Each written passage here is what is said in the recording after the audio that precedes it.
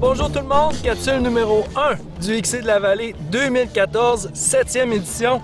Je suis en compagnie d'un de mes bons amis, Marc-André Boivin. J'ai quelques questions pour lui. Salut Marc-André. Salut Jean. Ça va bien? Ah, fatigué un peu. Ouais. Oui. Une belle course. Tu as eu toute une saison. Marc, ça fait pas longtemps que tu cours. Ça fait, c'est-à-dire sérieusement en trail, ça fait 3 ans. 3-4 ans, ouais. 3-4 ans. Puis on a vraiment vu ton ascension. Puis cette année, ça a été vraiment une très belle année pour toi. Premier objectif, Mont-Blanc. Oui, Mont-Blanc, là, on est allé au Mont-Blanc ensemble. Là, ça a été une méchante belle course. Vraiment, là, une belle semaine avec la fin de la course. La fin de la semaine avec la course, c'était écœurant.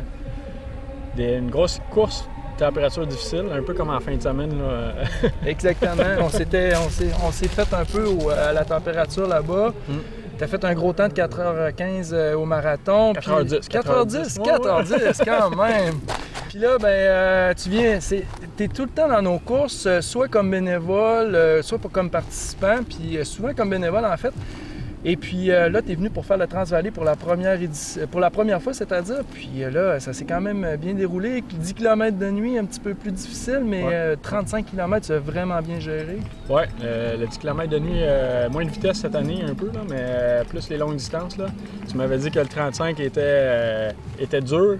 Bien, je te confirme. Cette année, c'était particulièrement boiteux. C'est un 35 km vraiment costaud. Là. Il y a des belles sections, par exemple. Il y a des sections où une place que tu passes sur le bord d'un cap de roche. Là. Ouais. Si tu portes un peu attention, tu le vois, là, puis tu es capable d'apprécier là, les beaux petits moments dans cette course-là. Il y a d'autres moments que tu te dis qu'est-ce que je fais ici, là, mais... Puis, on avait des gros coureurs cette année, des gars à qui qu'on ne s'attendait pas, comme Nicolas Bess, qui est présentement notre gagnant du Transvallée, qui a fait toute une performance. Il y avait Joël Bourgeois, on s'attendait beaucoup de Joël, qui a eu des difficultés dans le 35 km, tu en as profité, ça fait que... Oui. J'ai resté surpris, là, à peu près à 5 km de la fin. Là, moi, je courais avec l'Emmanuel Gagnon.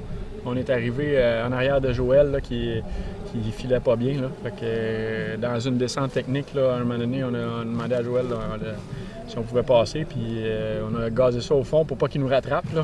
Puis il nous a pas rattrapé finalement. Excellent. Ouais, en parlant de lui, ça a été la bataille de la fin de semaine, en fait, parce que hier, toi et Lee, vous aviez seulement 3 minutes de différence au cumulatif. Fait que là, aujourd'hui, moi, je savais, vous êtes deux bons amis, puis je savais que ça allait être une belle bataille. Puis finalement, Lee a vraiment fait une grosse perfo sur le 21 aujourd'hui. Oui, vraiment, là, il y avait du jeu en masse. Puis ça a parti vite, tout de suite en partant. Le premier 4 km, là, ça roulait à la pine à la planche. Là. Moi, ça me prend un petit peu plus de temps à me réveiller. Fait que je les ai laissés aller, puis j'ai jamais été capable de rattraper. J'ai rattrapé David à un moment donné, mais après ça, Lee était pas mal trop vite. Ouais. Ah, ben vraiment belle performance. Fait que finalement, tu finis 4e en avant de Joël Bourgeois par 15 secondes, je pense. Oui. Vraiment toute une performance. Félicitations, Marc. Merci beaucoup, Jean. Puis j'espère que tu vas revenir comme bénévole. Ah oui, coureur aussi, mais excellent. Vraiment une belle organisation. Merci. Le numéro 9, Marc-André Boivin de Québec.